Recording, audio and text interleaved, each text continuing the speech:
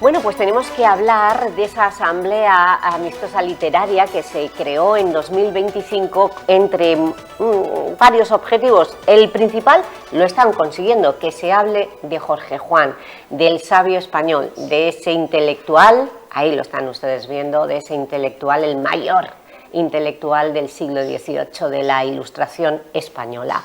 Él hizo muchísimas cosas, entre ellas modernizar la ingeniería naval en España, al espiar las naves de Inglaterra en Londres, donde pasó desapercibido y con una identidad falsa precisamente para cumplir ese objetivo de espía de la corte del rey española.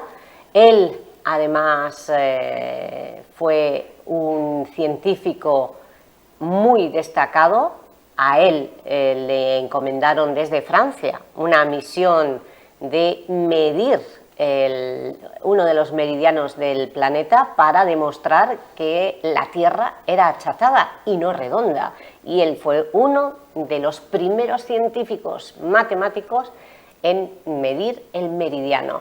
Bueno, pues son algunas pinceladas de su vida, que nació en Novelda, que sabemos que vivió en Elche, su madre era ilicitana, por eso nos queda el palacete de Jorge Juan, situado entre La Corredora y Puente Ortiz. Ese palacete fue la casa donde pasó algunos años de su infancia y donde pasó algunos meses de sus últimos ya años de vida.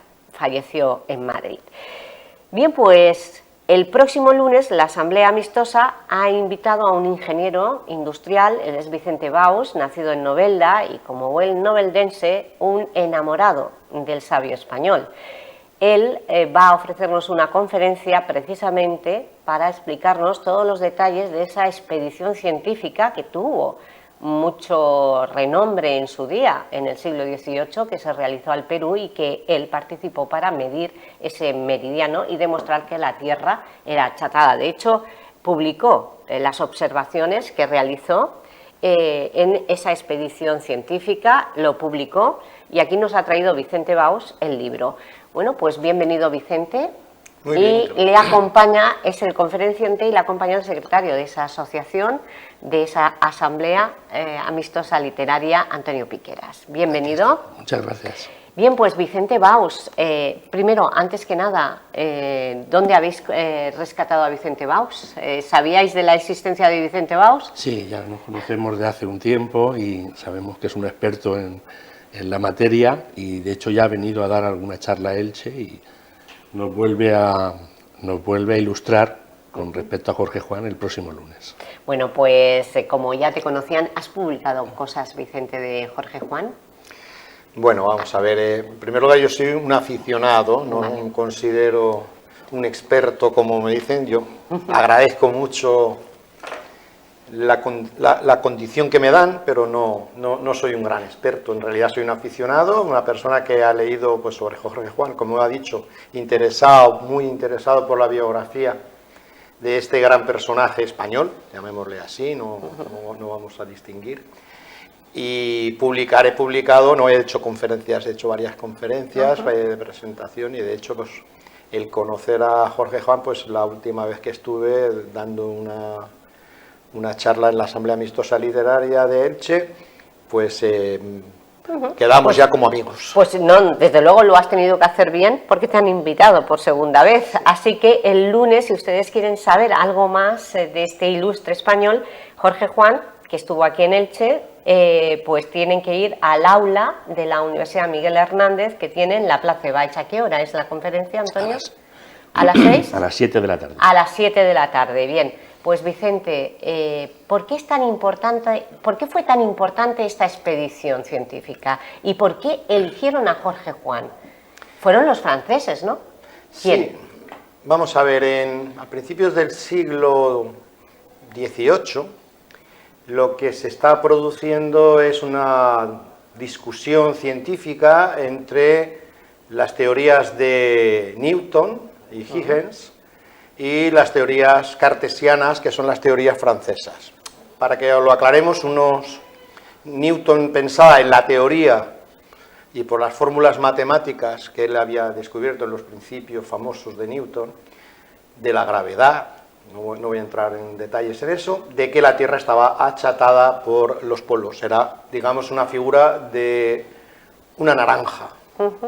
Mientras que los cartesianos, que era otra teoría de la forma de la Tierra, eran los franceses, se basaban en las mediciones que iban realizando, y ellos pensaban que la Tierra era de forma como un melón. Digamos, unos pensaban que era lata y otros prolata. Oblata. Quiero decir oblata. ¿Qué quiere decir? ¿Esto era importante para los ingleses? No. Para los ingleses pensaban que esa distancia... ¿Les daba igual? No pensaban que tuviese tanta trascendencia en lo que tenía que tener la forma de la Tierra, pero ya se mezclaron otras cuestiones, como eran las cuestiones en aquella época del valor político de las academias, lo que era la preeminencia de la ciencia francesa sobre la ciencia inglesa, y todas estas cosas se mezclan en un momento determinado, y en realidad pues la Academia Francesa dice que esto hay que terminarlo y decide hacer una expedición al meridiano del Ecuador. ¿Y por qué en Ecuador y no en otro país? ¿Por qué hay que ir al Ecuador para saber si la Tierra está achatada por los polos o por al lado? ¿Por qué? El Ecuador... Si es un melón o un balón de béisbol. Claro. O bueno, no, vamos a ver, Sí, así sería... un limón puesto hacia arriba. Un limón en vertical o un limón en horizontal. Venga, Una naranja, ¿por qué hay que irse al Ecuador? El problema de la definición de la forma de la Tierra era un problema matemático que ya estaba dilucidado, que era que a una misma medición de un grado, según la forma de la Tierra, si era achatada por una parte de los polos o era achatada por el Ecuador, la medición, la longitud que se medía aumentaba en el sentido de que fuera achatada por los polos y disminuía si estaba achatada digamos, como he dicho, un limón, como un melón. Entonces, las mediciones que se habían hecho en Francia, los que rebatían estas teorías decían que eran muy cortas las mediciones y que no, sobre esa medición tan corta, digamos, en un grado tan pequeño de la Tierra, no se podía extraer para toda la Tierra.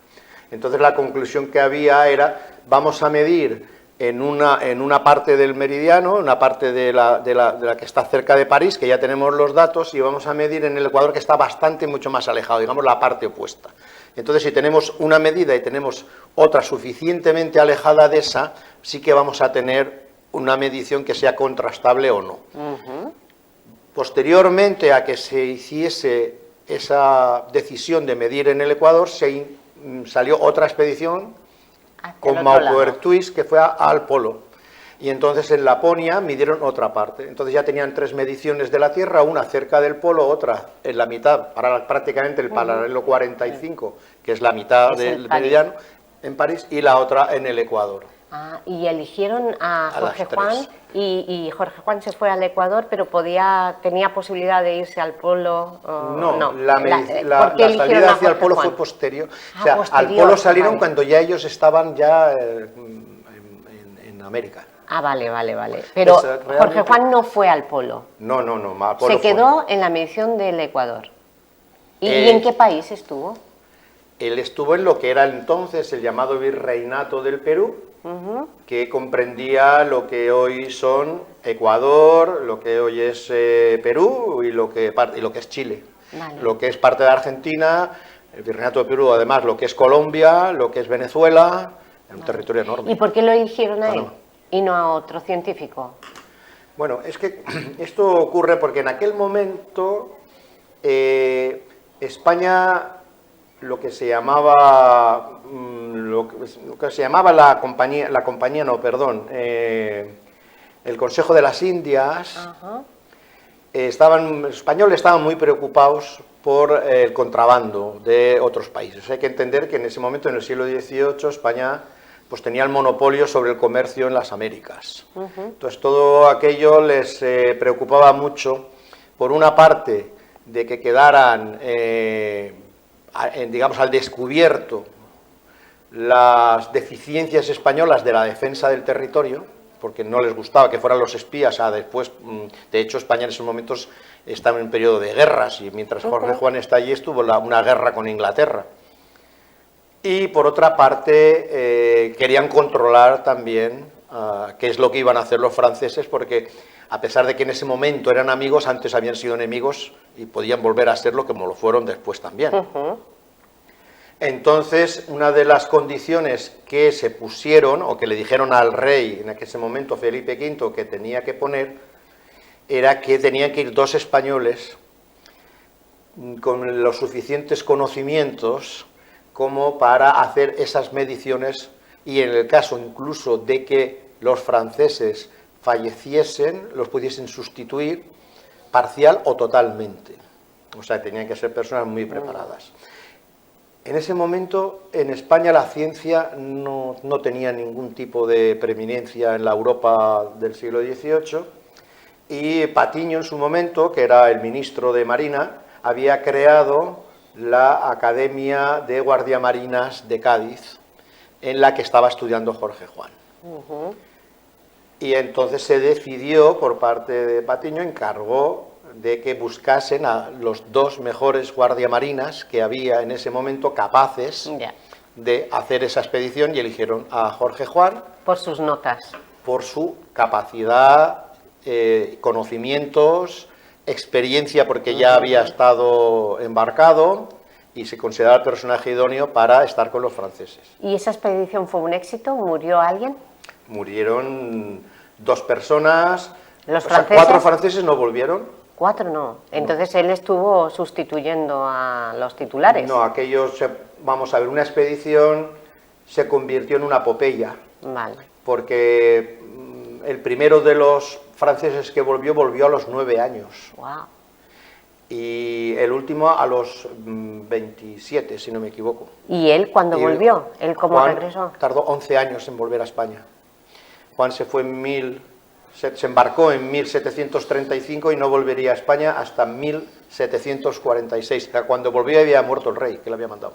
Vaya, eso le tuvo que afectar su salud, porque él murió relativamente joven, a los 60 años, ¿no?